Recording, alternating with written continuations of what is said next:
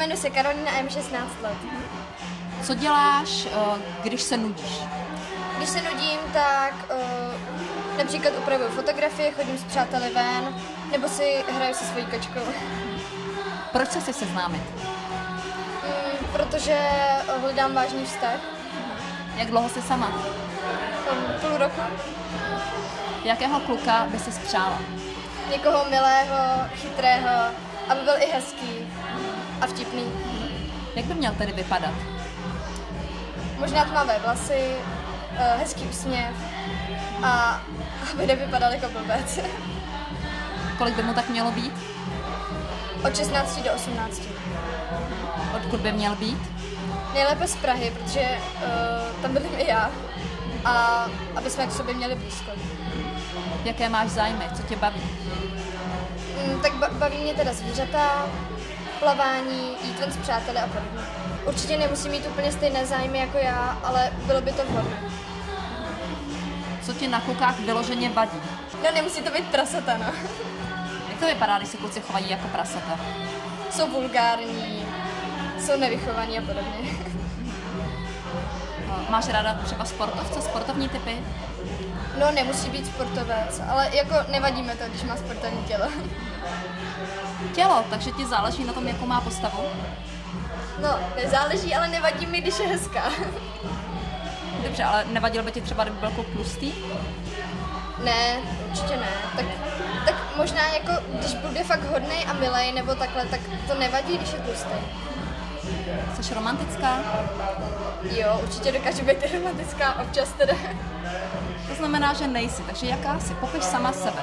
Tak já třeba si myslím, že jsem spravedlivá. Nemám ráda, když mě někdo třeba křivě obviní nebo takhle. Hodně se bráním, jsem trochu hádavá. Ale jako dokážu lidi poslouchat a pomoct jim třeba. Jaká jsi jako partnerka? No určitě chci, aby mě respektovala, protože bez toho by se měli lidi respektovat. A navzájem se tolerovat. A myslím si, že chci, aby jakoby oba dva ty partneři měli jakoby ve vztahu stejný místo. Zkus definovat slovo láska. Láska? Ne, já myslím, že to ani nejde definovat. Je to prostě nějaký krásný cit, který prostě cítí lidi a nevím, je to prostě strašně hezký. Jak po sebe poznáš, že jsi zamilovaná? No, když furt myslím na toho kluka a když jsem s ním, takže se furt směju a tak. Co nemáš rád, když si kluk vymyslí na první rande? No, třeba nějaký jako sraz se všemi přáteli nebo tak, jakože by to mělo být osobnější. Takže sami dva. Ano. Jak by podle tebe mělo vypadat první rande? No, určitě aspoň trochu romantický, třeba do kina nebo tak, jako kde budou i ostatní lidi, jako, ale budeme tam zároveň i sami. Ty mluvíš o té romantice, ale přitom vlastně si ještě neřekla, co to je. Jak si představíš romantiku? Romantika, no tak klasická romantika, jsou svíčky, kytky a podobně, ale tak nemusí to být jenom tohle, třeba západ slunce nebo také, to je taky hezký. Máš ráda, když ti třeba kluk říká, jak jsi hezká, jak ti to sluší, vyznává ti lásku, ráda to slyšíš? No tak ráda to slyší asi každá, ale nevím, tak jako když mi to neříká, ale vím, že si to prostě myslí, tak je to taky správně. Když se ti nějaký kluk líbí, dáš mu to najevo? No, když se mi nějaký kluk líbí, tak se hodně stydím před ním, takže jako se spíš jako tak trochu stranou a pak se s ním třeba začnu kamarádit a pak z toho třeba něco bude. Tak teď si představ, že se ti ozvou kluci, kteří s tebou chtějí jít na rande. Co uděláš jako první krok?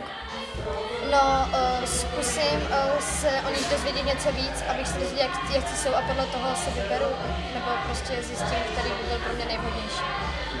Podle čeho poznáš, který je pro tebe nejvhodnější? Tak podle jeho zájmu třeba.